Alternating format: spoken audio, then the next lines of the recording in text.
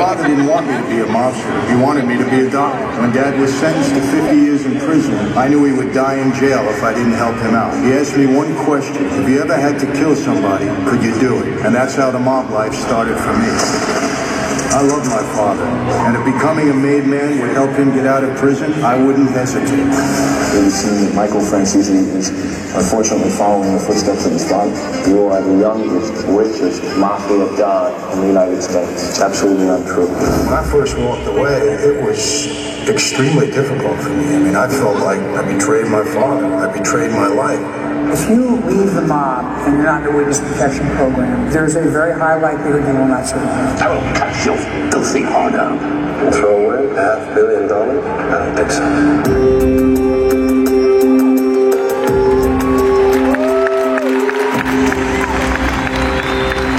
Hello. Welcome my friend Michael Franzese to the Southern California Harbor Ski Center. Michael, before we say anything about your life, just tell us the proper way to say forget about it. It's easy, forget about it. Well, Michael Franzese is not a guy that plays a mafia figure or a mob figure in a film. He was the real deal. He was a member of the Colombo crime family.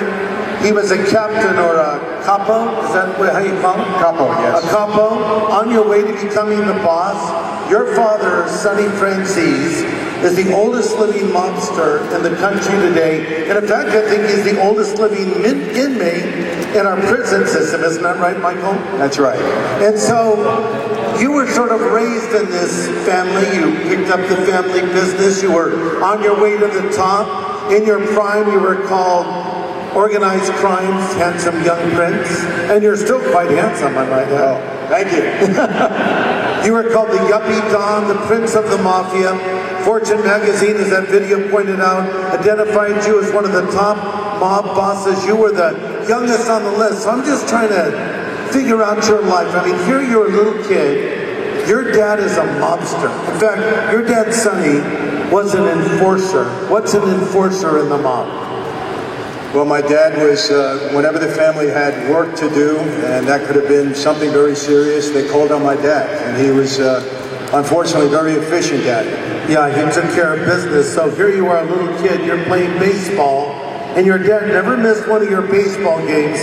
Tell us what that was like when little Mikey Franzese is playing baseball and dad shows up. Well, yeah, I'm 10 years old, and I'm up to bat, and here comes Dad. And he'd always come late. He'd always drive up in a big black Cadillac or a black Lincoln. And since he was late, he'd pull right up to the field. He'd never go into the parking lot. And he'd always get out of the car dressed sharp in his suit. He'd always have 5 or 6 guys with him. He never traveled alone. And Greg, he'd walk onto the field and into the stands. The umpire would take one look at him, never call strike 3 on me when he saw Dad. I used to say, hey, Dad, you're very good for my batting average. So, you didn't fully get what your dad did you? You know, no, he was very high profile. We always had a lot of agents and police around us, but he never sat down and explained to me what he did, no. So you idolize your father, as many young boys do, and your father's a made man, and why did you make that decision personally? Well, I made the decision to try to help my father get out of prison. He was 50 years old when he got a 50-year prison sentence, so I thought he would die in jail. And my dad proposed me for membership in the life, and what that means is you actually take an oath, a blood oath, and you commit your life to La Cosa Nostra, which is what we call it here in the United States. And I took an oath at the age of 24. It was actually on Halloween night, 1975. Myself and other 5 guys, and we became made members of the Colombo family. Your father asked you a question when you told him you wanted to join this life, as you call it, La Cosa Nostra. What was the question your father asked you? He asked me one question, and he said, if you ever had to kill somebody, do you think you could do it? And I thought about it for a minute, and I said to him, Dad, if the situation was right, I think I could, yes. So you're getting into this life. You're part of the Colombo crime family at that time, headed by Joe Colombo, who you grew up knowing as an uncle figure. Uncle Joe. You call him Uncle Joe, but you were at an event he was speaking at in New York City, and you saw Joe Colombo, leader of a crime family, killed before your very eyes, didn't he? Yeah, he was up on a stage similar to this, and he had just handed me some things to give out, and I walked 10 steps away, and I heard some shots fired, and he went down, and he was incapacitated for about 7 years, eventually died from the wounds. So you're working your way up, Michael, in this Colombo crime family. In your prime, you're bringing in $8 to $10 million a week from the gas business. At the height of your operation, you're selling $500 million worth of gas a month. Is that right? Yes. Is that right? And you had a jet, you had a helicopter, you had homes in Florida, Los Angeles, New York City, and you had 300 guys under you. And probably more than 300, but 300 of them were Russian mob guys, weren't they? Yeah, I organized the Russian mob guys in Brooklyn, actually in Brighton Beach, and they were partners with me in the gasoline business. Yeah. So you were running a scam, weren't you? Yes.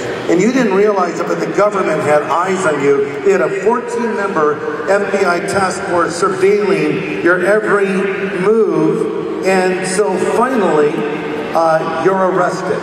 And this whole life you've been involved in comes crashing down. And one thing I left out that was a pretty amazing story is when you were at your peak and you're making all that money, you got called in to meet with some of the mob bosses because they were concerned maybe you were getting a little too high profile or making a little bit too much money. You thought that might be your last night on earth. Am I right? Yes, one of the unfortunate parts of that life is that you can be in trouble, not really know about it. Your best friend walks you in the room and you don't walk out again. Yeah. And I had that experience one night. I didn't realize that I was in trouble until I got there, and it was pretty scary. You were later charged with 29 counts of racketeering. You were found not guilty, but then you were tried later and you were sent to prison. And how long was your prison term for? I received a 10-year prison sentence. 10-year prison sentence. And you later found out that after you were sent to prison, your own father okayed a contract that was put on your life. Do I have that right? Yes. How did that affect you to know that your father had effectively betrayed you? Well, what it did, Greg, is the one person that I thought, would never betray me, and I certainly would never betray him, did. And so it kind of broke, it just broke my trust in people. Yeah, so maybe this break of trust with people and specifically with your father helped you to open your heart a little bit up to your Father in heaven. You have a film coming out. It's going to come out on Halloween night. It's called From Godfather to God the Father. Yes. So you tell this story, and I've seen some of this film, and it's amazing. Tell us a little about the film. I'm really excited about it because, Greg, I got a number of television shows running on the air now, and they're mob-related, and they interview me. Yeah. But every time I talk about my faith, they cut it out. They don't want it to be shown. But in this particular movie, we tell the whole story, and we really, really give Jesus Christ all the honor and glory in this film, and I'm really very excited about it. Yeah, that's right. So this is the most important part. Because we're just talking about you as a mobster. Now here you are, former made man, talking about Jesus Christ. You're thrown into prison. They put you in solitary confinement, also known as the hole, effectively for your own protection, right? Yes. Because you could obviously have been killed in prison. And a prison guard gives you a Bible. Now, you had already made a profession of faith in Christ. Was it the result of your wife's mother, Irma? Actually, my wife and her mother. My wife was a young Christian girl. I had met her on the set of a movie, fell very much in love with her. I actually saw her coming out of a pool. Yeah. And I fell in love with her. Not with God at that moment, but yeah, and her mother, Irma, was right here from Anaheim, California. Yeah. That's where they grew up. And she was the most godly woman I ever met in my life. And I say this, I believe until today that Irma and Tammy prayed me to where I am today. Yeah, that's right. That's why we should pray for people that don't know the Lord. Another thing, Michael, little interesting thing I just found out tonight. Your wife was brought by her mom to this crusade when she was a little girl. So there's a little connection before you've come to faith. So she's married to you. You're a mobster. You're in the hole. You've made a profession of faith, but a prison guard gives you the Bible and something starts to change in your heart. Tell us what happened. Yeah, it was the worst night of my life, Greg. It was the only night that I ever experienced hopelessness. and I just felt everything that I had that was dear to me was lost. And he pushed that Bible through the door. When I first saw it, I got mad. I didn't want to see a Bible, but out of desperation, I picked it up and I kind of looked up at that ceiling and I said, God, if you're really up there, you need to help me tonight. I can't deal with this. And I started reading the Bible, and I started to get some hope and encouragement. And Greg, I'll tell you this. I started to focus in on the character and manhood of Jesus. Because growing up from my father and then into that life, all I ever heard was I had to be a man's man in this life. And when I started to focus on the character and the manhood of Jesus, I was in awe of him. Yes. And I believe until this day that he's the only true man's man that ever walked the face of the earth. That's right. So you give your heart to Jesus Christ, and when you took your oath on Halloween night, of the 6 men that walked into that room and took the oath, you're the only one left alive.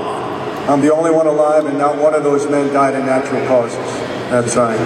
Okay, so we see these mob movies like The Godfather, Goodfellas, Donnie Brasco, the list goes on, Scarface, and I think a lot of young men especially are kind of attracted to that. It looks super cool, these guys. I want to be a gangster. They think, well, you were a gangster. You were the real deal. You were the made man. Is it as glamorous as it appears in the films? It's not, and I tell all these young kids, and I speak to many of them in high schools and colleges, detention centers, it's a dead-end street.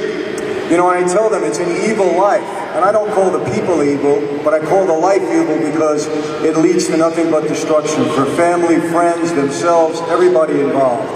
And, I try to encourage them, and I say, listen, I'm probably the most blessed, most fortunate person that you're ever going to see, because I should be dead or in prison for the rest of my life. It's what I deserve. I spent 20 years on the street every day in violation of God's laws and the laws of man. And for some reason, when I came to Christ, he had a different plan for me. And that's the only reason I'm here today. That's it. So, isn't that great? So, Michael, in conclusion, there's someone listening to you right now and they're thinking, man, there's no way God can change a person like me. I'm too hard on my sin. I could never have the gospel, impact my life. What would you say to that?